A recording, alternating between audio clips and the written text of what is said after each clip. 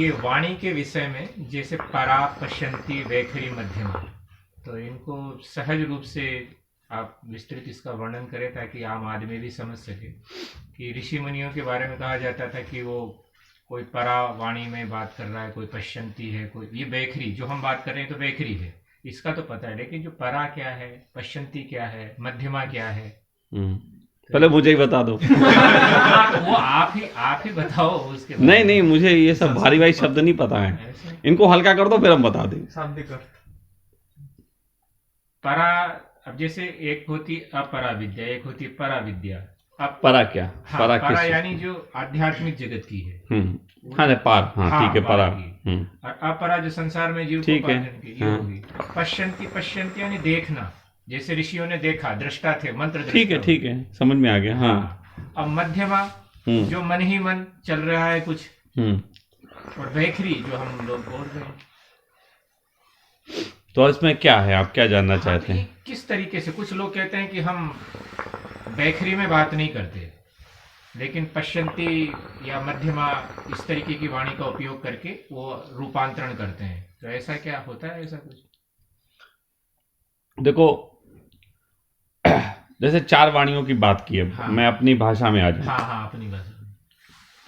पहली वाणी की जिसकी परा, हम्म, परलोक, हम्म, दूसरी वाणी आपने बताया कि जो श्लोक की होती, हम्म, एक वाणी होती है जो ऋषि मुनि करते हैं, है ना, और एक वाणी आपने कहा जो हम लोग हाँ, वैखरी, जनरली भाषा, जनरल टॉक।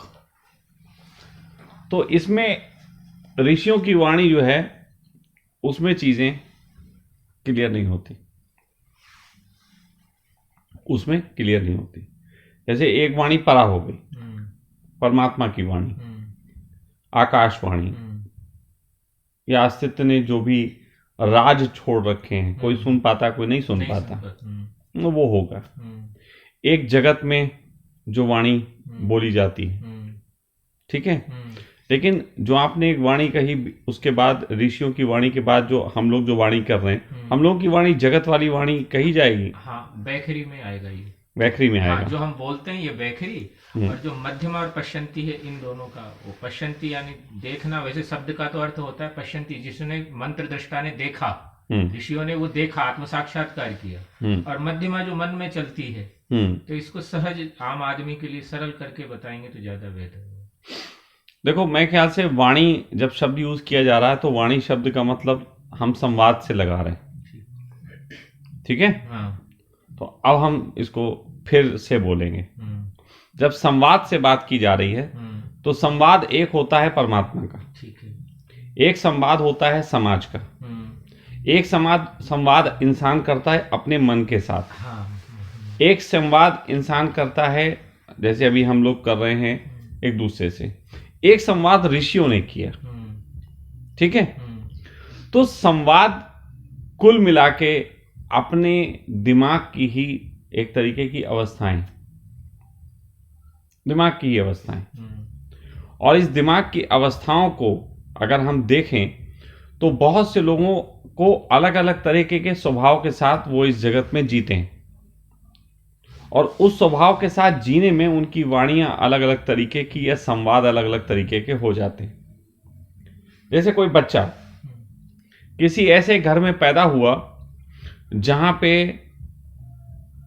एक आध्यात्मिक माहौल नहीं है, जनरली ऐसा होता है, तो वो संवाद भी जनरली करेगा।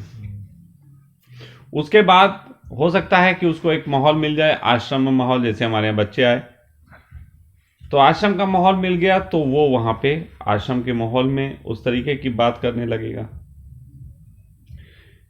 एक कुछ लोग होंगे जो बात नहीं कर पाएंगे, वो अपने मन में बात करेंगे।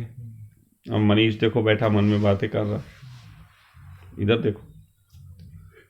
तो सारे लोग जो भी बात करते हैं वो उनके एक तरीके से सीखे हुए पैटर्न का हिस्सा होते हैं।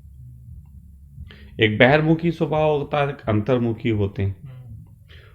तो अंतर्मुखी स्वभाव के तहत इंसान अपने मन से बात करना पसंद करेगा, बहिर्मुखी स्वभाव के तहत वो चर्चा करना, लोगों से गप्पे मारना, ये सब पसंद करेगा। ये सारी वाणियां बिल्कुल भी इम्पोर्टेंट नहीं है, कुछ भी इसमें बड़ा खेल नहीं है। बातें बनाने को इसके पीछे कितनी भी बनाई जा सकती है, लेकिन ऋषियों की वाणी पे थोड़ी सी बात करूंगा। ऋषियों की वाणी पे इसलिए बात करूंगा कि ऋषि तुमसे जब संवाद करते हैं तो वो जो परमात्मा की वाणी है, परवाणी है, वो उस चीज को समझ के तुमसे संवाद करते हैं। मैं ऋषि की बात कर रहा हूं, मैं तथाकथित जिसने ऋषि नाम रख लिया उसकी बात नहीं कर रहा हूं कि किसी ने ऋषि नाम रख लिया, मैं उसकी बात नहीं कर रहा हूं। मैं उस ऋषि की बात कर रहा हूं जो परमात्मा का प्रतिनिधित्व कर रहा है, जो वैकुंठ वाला आप बता। हाँ, जो परमात्मा का प्रतिनिधित्व कर रहा है। तो जो प्रतिनिधित्व करता है वो उसकी ही लैंग्वेज बोलेगा, लेकिन उसकी लैंग्वेज बोलने के लिए उसकी लैंग्वेज समझ में आना जरूरी होता है। हम सबके अंदर जैसे ध्यान की बात करते हैं तो ध्यान में एक बात कही जाती है, एक है इंद्रिय और एक है अतीन्द्रिय। ध्यान को अतीन्द्रिय बोला जाता है, ध्यान इंद्रिय नहीं। इंद्रिय योगा है, इंद्रिय कसरत है, इंद्रिय प्राणायाम है, इंद्रिय बहुत सी चीजें और हैं, लेकिन ध्यान इंद्रिय नहीं, ध्यान अतीन्द्रिय है। अब ये अतीन्द्रिय कोई चीज कैसे हो सकती है? कोई भी चीज अतीन्द्रिय कैसे हो सकती है? जाहिर सी बात है, जब सब कुछ इंद्रियों से बना है, हमारा पूरा शरीर इंद्रियों से बना है, हमारी हर इंद्रिय की एक क्रियाकलाप है। हम हाथ इधर से उठाते हैं, इधर रखते हैं, ये भी एक क्रियाकलाप है। हम शब्दों को बोल रहे हैं, हम आंखों से देख रहे हैं, सभी चीजें इंद्रिय हैं, इसमें इंद्रियों का शामिल होना है। तो इंद्रियों के रहते हुए कोई व्यक्ति अतीन्द्रिय कैसे हो सकता है? अगर इस बात का जवाब ना मिले तो ऋषियों की वाणी को हम समझ नहीं सकते। ओशो ने एक बड़ा अच्छा उल्लेख किया था, मुझे एक स्वामी जी में थे, वो बताया करते थे, ओशो कहा करते थे कि मैं जो बोलता हूं वो तो सुनना, और जो मैं नहीं बोलता वो जरूर सुनना। जो मैं नहीं बोलता उसे जरूर सुनना। अब ये बड़े मजे की चीज है कि सारे संवाद तो मुंह से होंगे, जो नहीं हो रहे हैं उसे कैसा। फिर लोगों ने इस पे भी प्रश्न किए, तो उन्होंने कहा कि मैं एक शब्द से दूसरे शब्द के बीच जो अंतराल होता है उसे सुनो। अब एक शब्द से दूसरे शब्द के बीच जो अंतराल है उसे कैसे सुन सकते हो?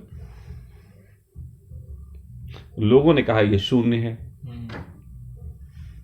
तो उन्होंने कहा शून्य को सुनने के लिए हमें ध्यान में जाना पड़ेगा। फिर ध्यान की विधियां, विधियों को फिर इंद्रियां ही कर रही, फिर फंस गई। मतलब आते आते ऋषि की वाणी और फिर चले गए इंद्रियों के वशीभूत। चले गए कि नहीं चले गए? यही तो होता है कि बैठे थे परमात्मा के लिए और फिर ये चल रहा है, वो चल रहा है, और खुजली हो रही है। तो ये सब चीजें होती। तो इसके लिए जरूरी होता है एक तो शारीरिक थकान, एक तो शारीरिक थकान है। शरीर जब थक जाता है तो तुम लेट जाते हो, आराम कर लेते हो, सो जाते हो। लेकिन क्या ऐसा लगता है कि जब शरीर थक जाता है तुम सोते हो तो इंद्रियां वर्क नहीं करती? इंद्रियां वर्क करती है ना। अगर बहुत तुम थकान ले लो, हो सकता है तुम्हारे कानों से तुम्हें कुछ सुनाई ना दे, आंखों से तुम्हें कुछ दिखाई ना दे, आंखें बंद कर लो, नाक में जुकाम हो, खुशबू आ ना रही हो, लेकिन फिर स्किन तो है, वो अपना काम करती है, उसको दर्द होता है और चीजें होती। तो थकान से भी हम एक तरीके के अतीन्द्रिय नहीं जा सकते। लेकिन एक चीज होती है और वो होती है मन की थकान। मन की थकान का अनुभव बहुत कम लोग कर पाते हैं। मन की थकान का अनुभव बहुत कम लोग कर पाते हैं। लेकिन मन की थकान आप लोगों को कभी कभी आई होती है, आपने गौर ना किया हो, लेकिन कभी ना कभी आती है। कि जब आप अपने करे जा रहे कर्मों से, अपनी इच्छाओं से, अपनी चाहतों से निराश हो जाते हो। देखो, एक तो होता है चाहते पूरी नहीं हुई और तुम निराश हो गए, एक होता है कि तुम्हारे कर्म जो है ठीक नहीं है, तुमने कहा यार चलो हम नहीं करते, लेकिन तुम्हारे कर्म ठीक हैं, तुम्हारी चाहते ठीक हैं, तुम्हारे प्रयास ठीक हैं, सब कुछ है, तुम्हारे हैं, तुम उनको मूल्यवान समझते हो, लेकिन व्यर्थ नजर आते हैं। कभी कभी किसी को कोई काम करता हो, धन कमाने के लिए करता हो, दुकान पे बैठा हो और व्यर्थता नजर आई हो, क्या बैठे, तो थोड़ी देर के लिए हालत ये हो जाती है कि वो एक शब्द है निढाल हो जाता है। निढाल। अब अगर निढाल को अगर संधि विच्छेद करो तो क्या बनता है?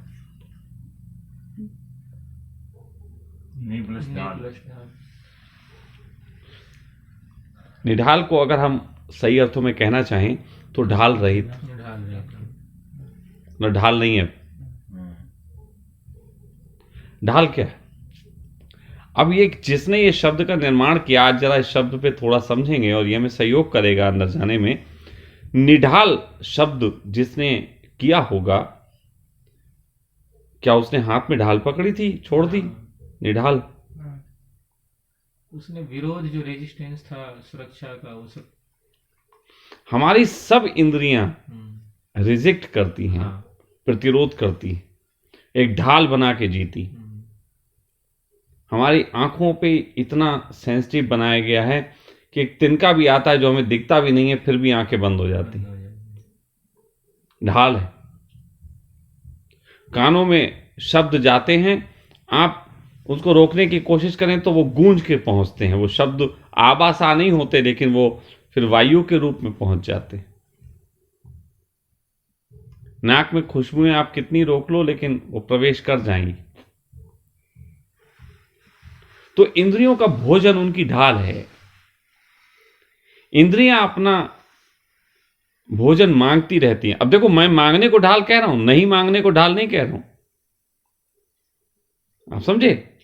इंद्रियों का भोजन जो वो मांगती रहती हैं, अपनी जो सुरक्षा करती रहती हैं, आंखें देखती रहती हैं इधर उधर, उसे देखने का मन है। अगर आंखें बंद कर लेती तो कल्पनाओं के जो ये पहले से चित्र इकट्ठे हैं उनको देखती रहती है। तो ये सब उसकी ढाल है। लेकिन कभी कभी जब तुम अपने कर्मों से, अपनी चाहतों से, अपनी इच्छाओं से निराश होते हो तो थोड़ी देर के लिए सब छूट जाता है, निढाल हो जाते हैं, इंद्रियां ढाल गिरा देती हैं। इंद्रियों का ढाल गिरा देना, इंद्रियों का ढाल गिरा देना ध्यान और अतीन्द्रिय यात्रा की तरफ पहला कदम। इंद्रियां ढाल गिरा दें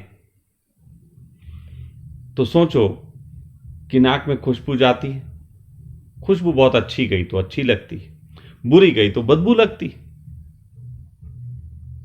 कान में शब्द अच्छे जाएं, प्रतीत अच्छे होते हैं, कोई गाली दे बुरे लगते हैं। आंखों में शोभा या कोई खूबसूरत चीज दिखाई दे, हमें अच्छा लगता है।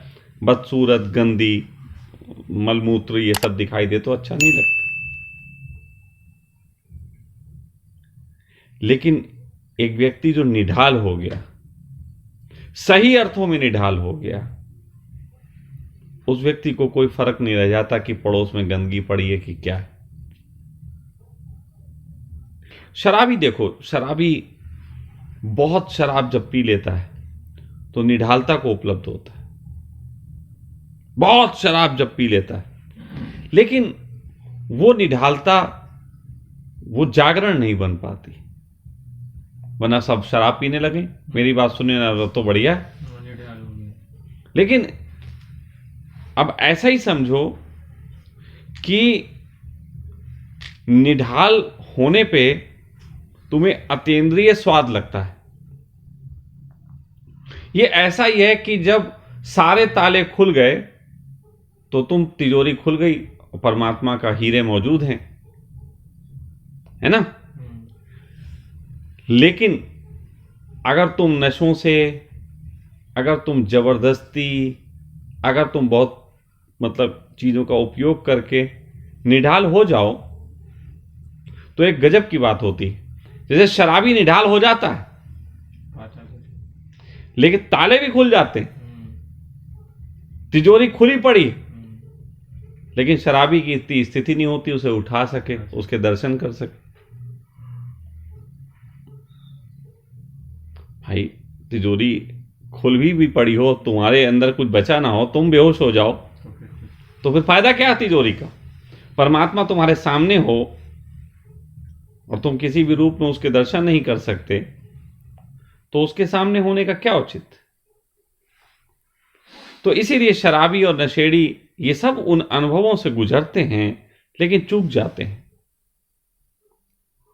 इसके लिए तो एक सतत एक प्यास चाहिए, एक सतत प्यास। और वो प्यास पागलपन नहीं, दीवानगी नहीं, प्रेमी की प्यास चाहिए। इसीलिए कहा था ना साधक थोड़ा प्रेमी जैसा होता।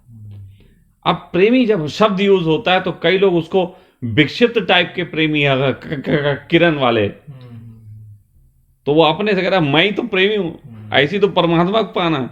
जैसे प्रेमिका को जबरदस्ती किरण करना, ऐसे भगवान कर देना, तो वो समझ लो विक्षिप्त हो गए। प्रेमी तो ऐसा होता है कि कहीं भी बैठे, कहीं भी जाए, कहीं भी चले तो वो अनुभूति लेके घूमता है। प्रेमिका साथ नहीं होती फिर भी होती है, और अक्सर ऐसा होता है कि नहीं होने पे ही साथ होती है, होने पे तो कई बार नहीं होती है। प्रेमी ऐसा होता है। प्रेमी अतीन्द्रिय प्रेमिका के साथ ज्यादा समय बिताता है, इंद्रिय प्रेमिका के साथ ज्यादा समय नहीं बिता पाता। आप समझ रहे हो? मन तो करता है इंद्रिय प्रेमिका के साथ रहे, लेकिन प्रेमी का जो चित्त है वो अतीन्द्रिय प्रेमिका के साथ ज्यादा बिताता है। तो इसलिए एक बार मैंने कभी लिखा था कि जब तू थी तो मैं भी था, अब तू नहीं तो तू ही तू। प्रेमिका जब पास ना हो तो सबसे अधिक पास होती है, 24 घंटे साथ होती है, और जब 24 घंटे साथ हो तो कुछ पल की बात होती है, बाकी सब बकवास होती है। तो प्रेमी की तरह हृदय चाहिए। एक साधक जब प्रेमी की तरह हृदय रखता है, पदार्थ के लिए भूखा नहीं होता, तो उस कंडीशन में अगर अतीन्द्रिय द्वार खुल जाएं, मैं उसको द्वार बोलूंगा, तो एक इंसान उस वाणी को सुन सकता है जो वाणी ऋषियों ने सुनी, जो वाणी ऋषियों ने सुनी। तो पहला तो है कि वो अच्छे श्रावक हो पाए। अच्छे श्रावक होने के लिए आपको जरूरत होती है प्रेमी जैसे हृदय की, और फिर अपनी ही जो चाहते हैं उनसे निराश हो जाने की, उनकी व्यर्थता जान लेने की।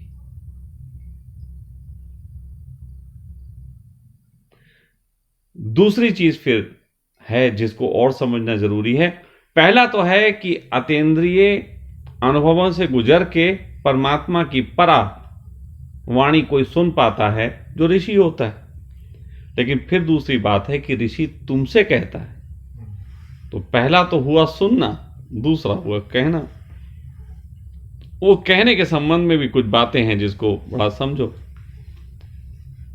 ऋषि तुम्हें अपनी बात कैसे कह पाएगा?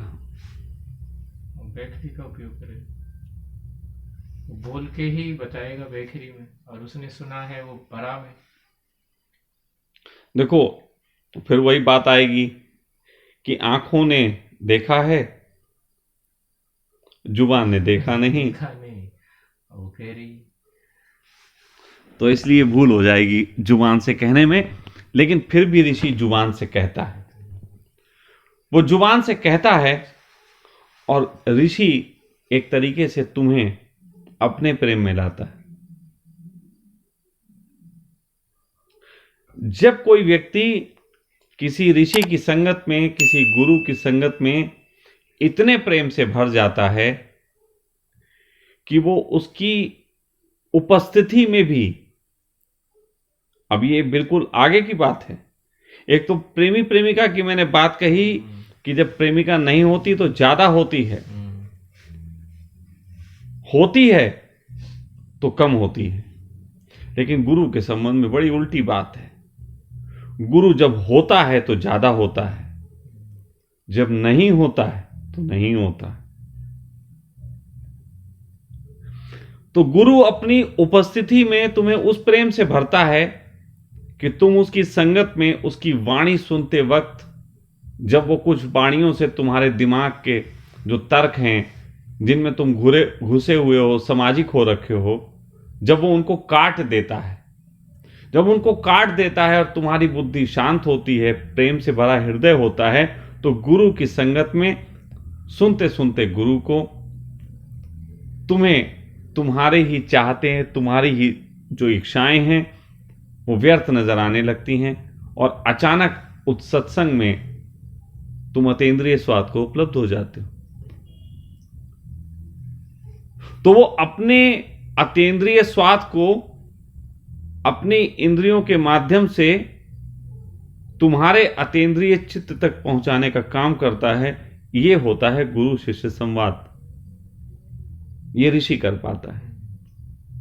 इसको समझने का बहुत सीधा सा ढंग है कि एक सामाजिक, एक संसार में रहने वाला जब वाणी बोलता है तो सरदर्द हो जाता है, और जब कोई ऐसा व्यक्ति जिसने अतीन्द्रिय स्वाद चखा हो बोलता है तो सरदर्द खो जाता है। तो ये तरीका है। तो वाणी के संबंध में जो बात कही, बाकी सारी वाणियों का इतना मूल्य नहीं है, आप सब उससे परिचित हैं। जो मूल्य मुझे सर्वाधिक नजर आया मैंने उस पर चर्चा की। हो सकता है कि आप जो सुनना चाहते हो उससे मेरी बात मैच ना करे, लेकिन मैं जो कहना चाहता हूं उसे अगर सुन समझ लोगे तो बहुत कुछ पाओगे। तो इस विषय पे इतना ही।